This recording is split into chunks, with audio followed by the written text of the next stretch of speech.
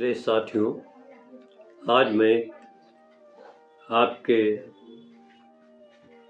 समक्ष मोटर वाहन दुर्घटना अधिकरण में प्राप्त होने वाले प्रतिकर की धनराशि पर व कर्मचारी प्रतिकर आयुक्त में प्राप्त होने वाली प्रतिकर की धनराशि पर जो ब्याज मिलता है उस पर बीमा कंपनी के द्वारा TDS काट कर पैसा जमा किया जाता है, उस पर चर्चा करना चाहता हूँ।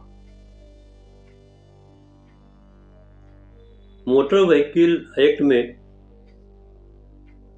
कंपनसेशन जो दिया जाता है, compensation to payable under the act is not taxable as income. बीमा कंपनी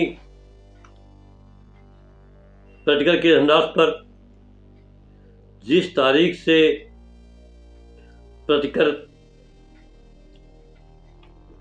का आदेश किया जाता है, उसमें आदेश में याचिका प्रस्तुत करने की तिथि से प्रतिकर की अदायगी तक ब्याज दिलाया जाता है। बीमा कंपनी याचिका प्रतिकर करने की दिनांक से व प्रतिकर की अदायगी तक जो टैक्स बनता है, उस पूरे टैक्स पर एक मुश्त TDS काट कर जमा करते हैं। जबकि provision of 194A income tax act में स्पष्ट रूप से ये कहा गया है कि अगर प्रतिवर्ष फाइनेंशियल ईयर की आमदनी 50,000 से अधिक की है तभी इनकम टैक्स काटा जाएगा। ये आमदनी हर प्रतिवर्ष की फाइनेंशियल ईयर की अलग अलग देखी जाएगी। ऐसा नहीं कि 10 साल की आमदनी जोड़ करके उस पर टैक्स काटा जाए। इसको 2008 वॉल्यूम 2 TAC 515 में 194 को इंटरप्रेट किया गया है, उसका इंटरप्रेटेशन किया गया है। उसमें ये कहा गया है अगर इनकम पर 50,000 से अधिक एक फाइनेंशियल ईयर में ब्याज है तो भी TDS काटा जाएगा। उसमें ये भी कहा गया है कि अगर एक प्रतिकर की धनराशि मिली, उसमें 4 लोगों को हिस्सा मिला है तो 4 लोगों के हिस्सा अलग अलग किए जाएंगे और प्रत्येक हिस्से पर जो धनराशि बनती है उस पर ही टैक्स काटा जाएगा। पर बीमा कंपनियां सभी धनराशि सभी में मिलाकर टैक्स काटती हैं, वो गलत है।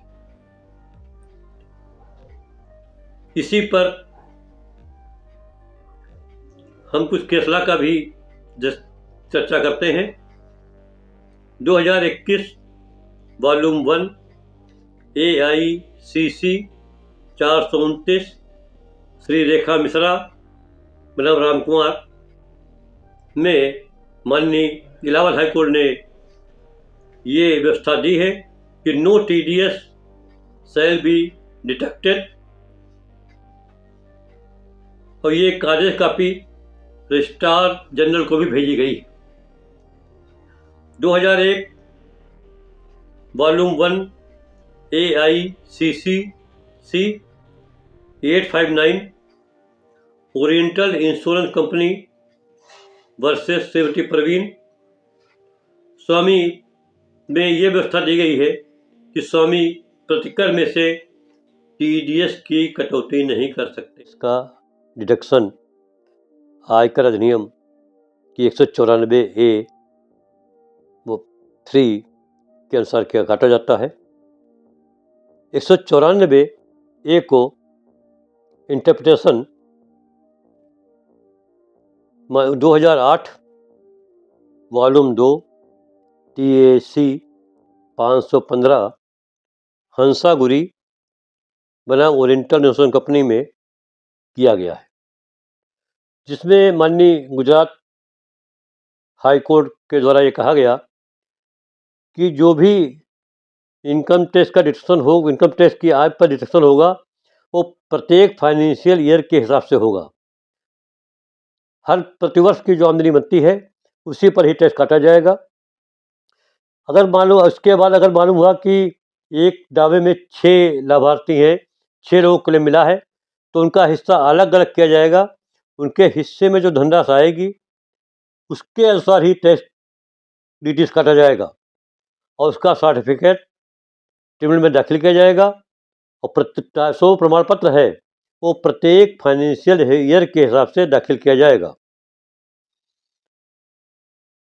इसी प्रकार से 2021 वॉल्यूम 1 AICC 429 श्रीमती रेखा मिश्रा नवराम कुमार में माननीय इलाहाबाद उच्च न्यायालय के द्वारा ये व्यवस्था दी गई कि कोई भी प्रतिकर की आमदनी पर जो टैक्स पड़ता है, इंटरेस्ट पड़ता है, उस पर TDS नहीं काटा जाएगा। इसी प्रकार से 2017 volume 1 AICC 859 oriental insurance company versus Praveen में भी ये व्यवस्था दी गई कि स्वामी प्रतिकर में से TDS की कटौती नहीं कर सकते हैं। 2021 volume 144 ALR page 42 Munni Devi Anjani Kumar में भी माननीय उच्च न्यायालय के द्वारा कहा गया कि बीमा कंपनी TDS की कटौती नहीं कर सकते हैं। अगर TDS की कटौती बीमा कंपनी के द्वारा की गई है तो भविष्य में वो ऐसी गलती नहीं करेंगे तथा जो आवेदक है या जो क्लेमेंट है उनको इनकम टैक्स से वो रकम दिलाने में मदद करेंगे। अगर आप लोगों को हमारे द्वारा दी गई जानकारी अच्छी लगे तो मेरा आपसे ये विनम्र निवेदन है कि चैनल को सब्सक्राइबर जरूर कर दें, जिससे हम लोगों को प्रेरणा बनती रहे और हम नए नए विषयों पर आपसे वार्ता करते रहें। धन्यवाद।